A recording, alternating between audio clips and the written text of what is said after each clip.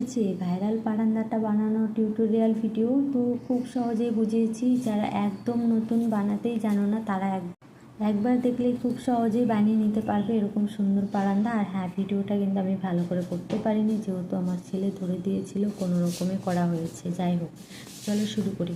তো প্রথমে করে নিব একটা ম্যাজিক রিং। আর ম্যাজিক রিং করার সময় একটা সুতো পিছন দিকে, একটা সুতো সামনের দিকে থাকবে। এবারে পেছন দিকে সুতোটাকে টেনে ভেতরে নিয়ে আসতে হবে, তাহলে হয়ে গেল ম্যাজিক রিং। এবারে একটু ম্যাজিক রিংটাকে টেনে ছোট করে দেবো, আমার এত বড় লাগবে না। তো এখানে একটা চেনের মতো একটা নট করে নেবো যেন সুতোটা আটকে যায়। এরপর পরপর 5টা সিঙ্গেল ক্রোশেট করব।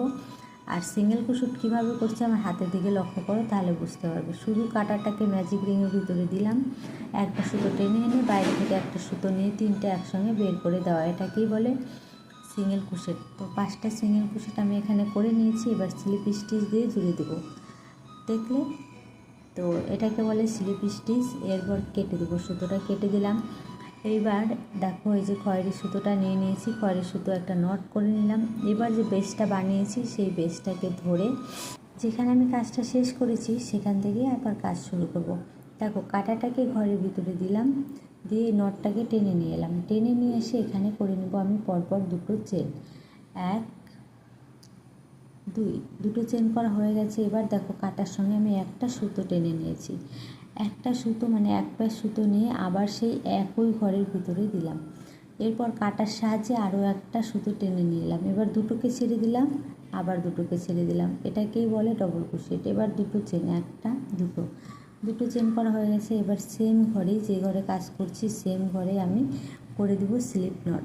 আর এই যে দুটো সুতো দেখতে পাচ্ছ, এই সুতো দুটো কেটেছিলাম, তো এই সুতো দুটোকে একসঙ্গে নিয়ে কাজ করব।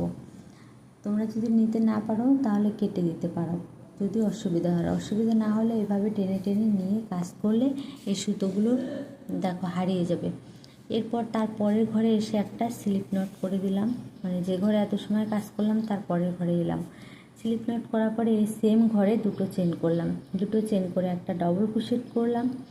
ডবল ক্রোশেট করে আবার দুটো চেন করব, করে স্লিপ নট করে দেবো। আর এইভাবেই পুরো ফুলটা কমপ্লিট করতে হবে। এখানে 5টা ঘরে মোট 5টা পাপড়ি হবে। 5টা পাপড়ি হয়ে গেলেই একটা চেন করে সুতোটা কেটে টেনে বাইরে বের করে নিলেই কিন্তু হয়ে গেল ফুল তৈরি। এই যে দেখো, এইভাবে আমার ফুলটা তৈরি হয়েছে।